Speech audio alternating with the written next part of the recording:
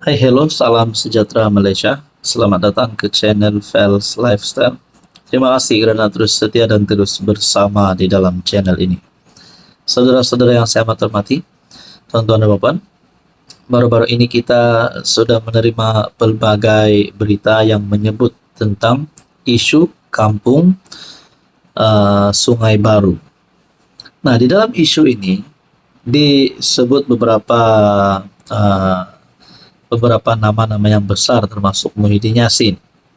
Dan sebenarnya adakah bermulanya isu kampung Sungai Baru ini adalah kesan daripada pimpinan Muhyiddin sebagai PM ataupun kesan daripada Kerajaan Perikatan Nasional sendiri? Nah, itu menjadi pertanyaan paling utama. Namun ada satu pandangan ini berkaitan dengan masalah penduduk kampung Sungai Baru. Disebutkan adalah kerana angkara Perikatan Nasional perkongsian daripada Harapan Daily bertarikh 19 April.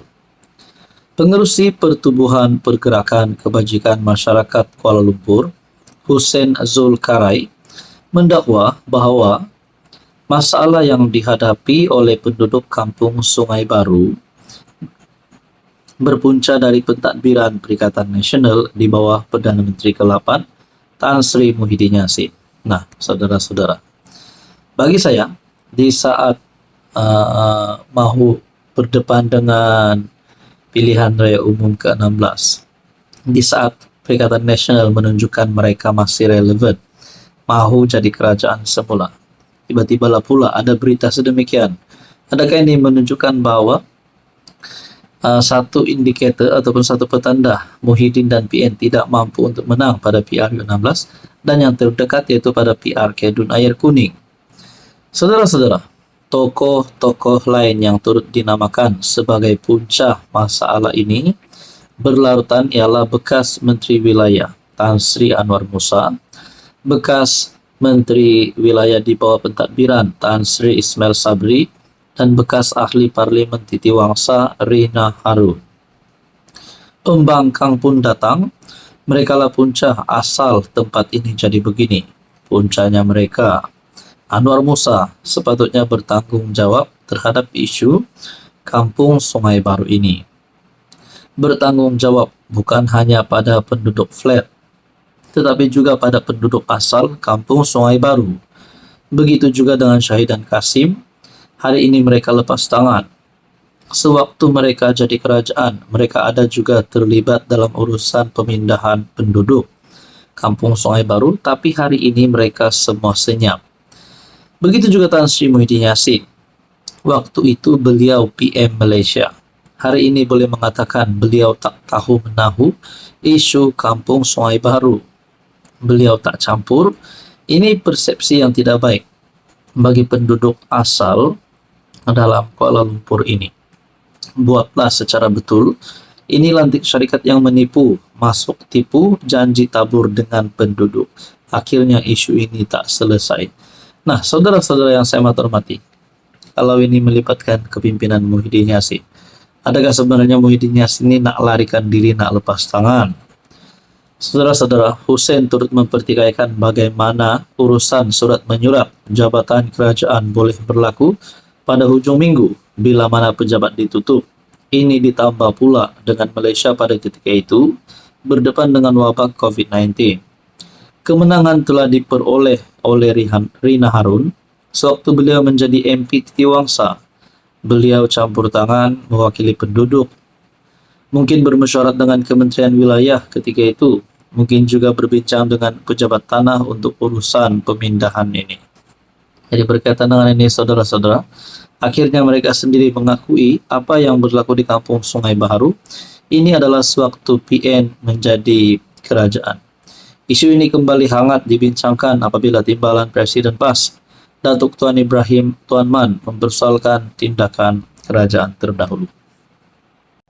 Hai, hello, salam sejahtera Malaysia. Selamat datang ke channel Fels Lifestyle. Terima kasih kerana terus setia dan terus bersama di dalam channel ini. Kepada yang baru di dalam channel ini, selamat datang, admin ucapkan.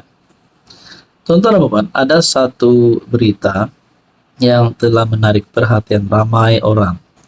Bukan saja daripada kepimpinan kerajaan, bukan saja daripada kepimpinan pembangkang, namun bagi saya seluruh rakyat Malaysia ataupun lebih kepada penyokong PKR pasti digemparkan dengan berita ini.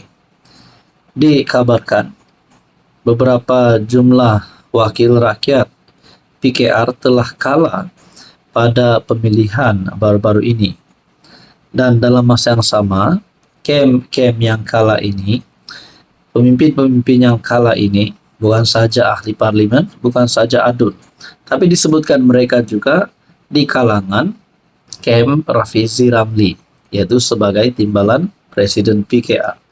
Nah, saudara-saudara, apa maksud di sebalik kejutan demi kejutan di dalam pemilihan PKR peringkat cabang?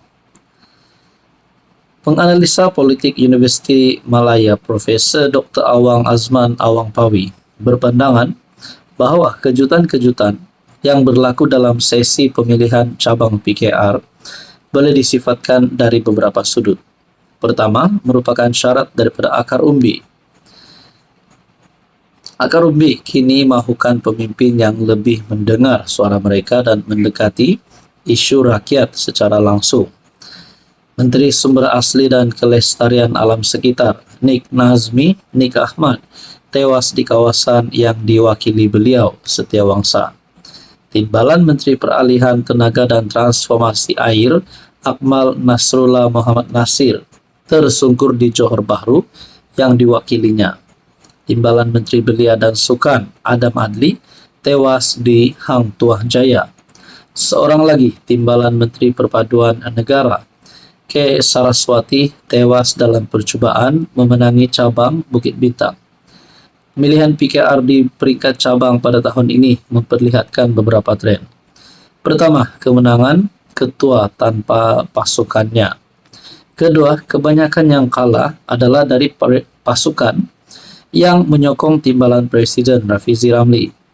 Ramai daripada mereka terdiri daripada ahli parlimen, anggota jemaah menteri dan ahli exco kerajaan negeri. Nah, saudara-saudara, apa yang buat saya tertanya-tanya? Sekiranya ahli parlimen dan ADUN yang kalah pada pemilihan PKR lebih-lebih lagi di kawasan sendiri menurut artikel ini, adakah dengan ini mereka sebenarnya tidak layak untuk menjadi wakil rakyat di kawasan itu? Ataupun sebenarnya mereka ini tidak bekerja? Nah, itu menjadi pertanyaan saya. Nah, kalau mereka ini benar-benar tidak bekerja, sama ada di kawasan mereka ataupun di dalam kabinet sebagai menteri, sebagai jemaah menteri di dalam kabinet, adakah mereka perlu disingkirkan? Nah, begitu juga antara pertanyaan paling utama saya adalah Rafizi Ramli. Disebutkan bagi kebanyakan yang kalah adalah dari pasukan yang menyokong timbalan Presiden Rafizi Ramli. Adakah dengan ini Rafizi Ramli dan kem beliau ini sebenarnya tidak mempunyai impak yang kuat di dalam PKR? Adakah mereka ini sebenarnya sepatutnya tidak berada di dalam parti PKR? Mungkinkah kalau mereka tiba-tiba sabotaj, andai katalah mereka sabotaj, Rafizi Ramli membawa kem beliau keluar daripada PKR dan membentuk parti baru? Itu pun mungkin boleh jadi juga, tapi mungkin agak mustahil juga Rafizi berani lakukan perkara sedemikian. Nah, saudara-saudara, berkaitan dengan pemilihan PKR baru-baru ini, apa komen Anda?